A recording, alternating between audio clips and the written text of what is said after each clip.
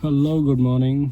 तो मैं आज आया हुआ हूँ अपने टाटा के सर्विस सेंटर में, जहाँ पे मेरी गाड़ी का फ्यूल पंप अपडेशन की एक नोटिफिकेशन आई है। मैं फ्यूल पंप अभी अपडेट करवाना है मेरे को, जिस काम के लिए ये मुझे बता रहे हैं कि 3 घंटे या 2.5-3 घंटे लगेंगे, जिसमें काम जो है सिर्फ आधे घंटे का है। बाकी ये कह रहे हैं कि मुझे ना जो है बंदे अरेंज करने में टाइम लगेंगे, क्योंकि बहुत सारी आज संडे है और बहुत सारी गाड़ियाँ आई हुई हैं, तो ये सब कुछ अरेंज करने में बहुत ज़्यादा टाइम लगेगा। मैं आपको दिखा देता हूँ एक बार, 1 मिनट। ये पार्ट मैं वॉइस ओवर कर रहा हूँ बिकॉज़ मैं अभी नया नया स्टार्ट कर रहा हूँ और ये भाई बहुत मेहनत कर रहा था और मुझे बड़ी शर्म आ रही थी कि मैं भाई इसके सामने ये सब चीज़ें बोलूँ कि भाई बहुत मेहनत कर रहा है। क्योंकि आपको पता ही होगा जिसके पास टाटा पंच है, टाटा पंच का पीछे वाला पार्ट जो है वो ईजिली खुलता नहीं है। इस भाई ने जैसे तैसे करके इस पार्ट को खोलने के बाद मुझे ये पता चला कि इसका जो पेट्रोल टैंक है जो कि एक्सेस किया जा सकता है बिल्कुल इस सीट के नीचे से। ये देखो आप, जैसे ये जो पेट्रोल टैंक है यहाँ पे, इसको यहाँ से इसने खोला, यहाँ से इसको एक्सेस किया। इसमें 2-3 कुछ पार्ट होते हैं, जिसमें ये इसने यहाँ पे खोला है।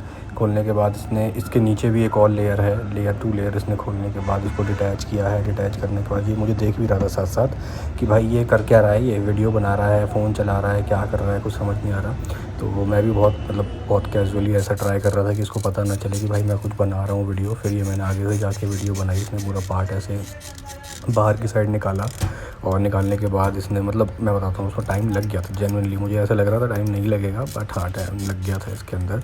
इसने सारे पार्ट्स को निकाला बहुत अच्छे तरीके से करने के बाद, और टाटा जेन्युइन पार्ट ही ये देखो, ये जो था ये पार्ट जो था फ्यूल टैंक में था, जो कि इस पार्ट का क्या इशू आ रहा था कि ये गैस बन रही थी इसके पेट्रोल टैंक में। तो ये पुराना पार्ट इन्होंने टाटा ने रिकॉल करी है। बड़े ब्रांड के साथ अच्छा यही होता है। बड़े ब्रांड क्या ऑलमोस्ट अब सारे ही ब्रांड्स करने लगे हैं कि कोई भी पार्ट में अगर दिक्कत आती है वो उस बैच की पूरी गाड़ियों को रिकॉल करके उसको अपडेट कर देते हैं। तो इसने वो नया पार्ट इसमें लगाया, पुराने पार्ट को इसने निकाल लिया। और मैंने इससे पूछा कि भाई ये पुराना पार्ट जो है तू क्या मुझे दे देगा? तो इसने बोला नहीं सर, ये जो है पार्ट जो है ये दोबारा वापस जाना है गाड़ी में, ताकि उनको पता चले कि हाँ भाई हमने अपडेट किया है, सेल नहीं कर दिया है। तो ये जो चीज़, क्योंकि इन लोगों को भी यार वहाँ पे ना रिइंबर्समेंट फाइल करनी पड़ती है, क्योंकि जो डीलरशिप होती है वो जो भी चीज़ खर्च करती है या जो भी करती है, क्योंकि वो बिना पैसे के कर रही है, फ्री में कर रही है, तो उन लोगों को भी इस चीज़ का पैसा चाहिए ही चाहिए।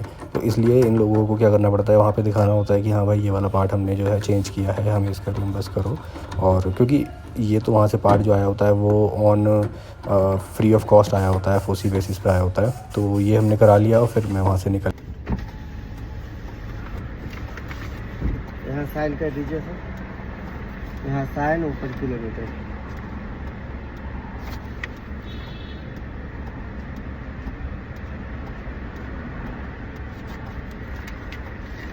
ऊपर वाला ही होगा ना।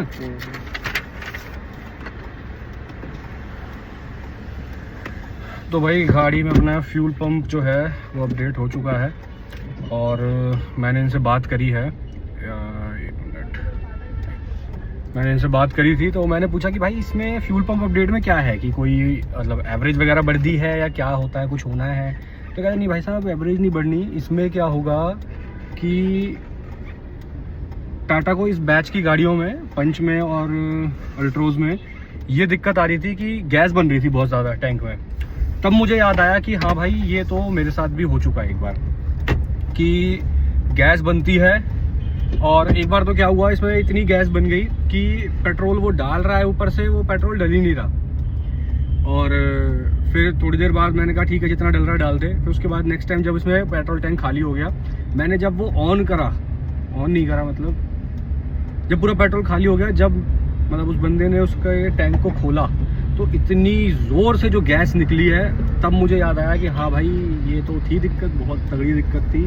एक बार ही हुआ था मेरे साथ, वो कह रहा कि भाई ये तो बहुत दिक्कत आई थी, इसलिए टाटा ने बैच की सारी गाड़ियों को अपडेट ही कर दिया। तो ठीक है, अपडेट हो चुकी है। और कुछ पार्ट्स मैंने ऑर्डर करवाए हैं जो कि अपनी पंच में हम लगाएंगे, क्योंकि ये अपनी पंच जो है बेस मॉडल है, तो इसको अपडेट करेंगे। क्योंकि इसमें बहुत कम जगह है यहाँ पे, अगर मैं आपको दिखाऊँ तो इसमें बहुत कम जगह है यहाँ पर, कोई सामान वगैरह रखने के लिए बहुत दिक्कत होती है। तो अपडेट करने के लिए मैंने बोला है, देखते हैं पार्ट्स आते हैं। तो अभी मैं निकल गया हूँ अपने घर के लिए, और रास्ते में जाते हुए मुझे ऐसा रियलाइज़ हुआ कि मेरी जो गाड़ी की केबिन लाइट है वो बहुत ही बेकार है और रात में बिल्कुल भी इसमें से रोशनी नहीं आती है। तो मैंने इसको भी अपडेट करवाया है और मैंने बात कर ली है। मैंने जो पार्ट्स ऑर्डर करे हैं मैंने बात कर ली है कि भाई ठीक है कोई बात नहीं, आप पार्ट्स मंगवा लो, मैं फ़िट कर दूँगा। तो वो भी हो जाएगा। अब देखते हैं पार्ट कब आते हैं, जैसी पार्ट आएंगे उसको अपडेट करवाऊँगा जब गाड़ी को, उसकी भी सारी अपडेट आपको दूँगा। तो ये मैं लमार्च आ गया और अगेन मैं इसको वॉइस ओवर कर रहा हूँ बिकॉज़ अभी कॉन्फिडेंस नहीं है इतना कि मैं वहाँ पे ऑन ग्राउंड इस चीज़ को रिकॉर्ड कर सकूँ बोलता हुआ। सिर्फ मैंने वीडियोस रिकॉर्ड करी हैं और यहाँ से मैंने कॉफ़ी उठाई, कोल्ड कॉफ़ी, क्योंकि मुझे नया शौक चढ़ा कोल्ड कॉफ़ी का।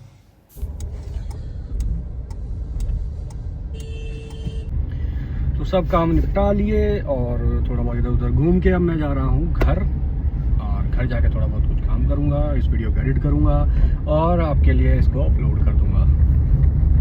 और दोस्तों ये मैंने जो बनाया है आज, ये मेरा पहला व्लॉग है। और मैं नॉर्मली इतना शाय हूँ नहीं, बट कैमरा फेस करते ही ऐसा सब कुछ याद आ जाता है कि हाँ भाई मेरे बाल ठीक नहीं लग रहे, मैं वहाँ पे बोलूँगा तो कैसा लगेगा। और मैं मोटा भी हो गया हूँ काफ़ी ज़्यादा, 4 साल में जो कॉर्पोरेट में मैंने काम किया है, तो मुझे कहीं ना कहीं हाँ ग्रोथ तो अच्छी मिली है, बट हाँ वेट भी अच्छा गेन हो चुका है। तो मैं अभी सोच रहा हूँ कि हाँ भाई इसको वेट को भी कट आउट करूँ, और उसकी मेरी जर्नी कैसी होगी वो भी मैं आपको डे बाय डे आपको बताऊँगा कि भाई मैं क्या खा रहा हूँ, कहाँ जा रहा हूँ, कैसे कर रहा हूँ। तो ये ब्लॉग मैंने स्टार्ट कर दिए हैं अभी, और मैंने ये क्या सोच के स्टार्ट किए हैं कि ठीक है भाई कुछ ना कुछ तो हो ही जाएगा। इससे पहले भी मैंने जो है 75 डे हार्ट चैलेंज किया था, मैंने अपने एक इंस्टाग्राम पे बनाया था, और मैं कंसिस्टेंट रहा था भाई, ठीक है। 75 डे हार्ट चैलेंज मैंने किया था, मैं कंसिस्टेंट रहा था, मेरा वेट जो था कम हुआ था और सब कुछ हुआ था। बट हाँ उसके बाद फिर मैं इनकंसिस्टेंट हो गया, फिर सब कुछ छूट गया।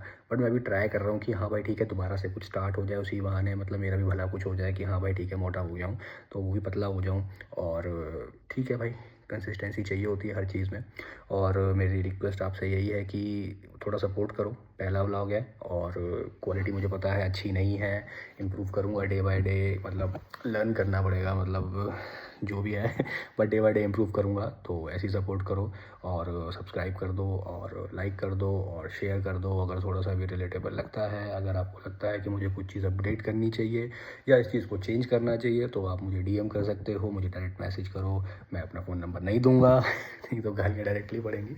आप मुझे मैसेज कर दो कि हाँ भाई ठीक है ये चीज़ आप सुधार लो, तो वो मैं करूँगा ऑब्वियसली। तो thank you, bye bye, good night.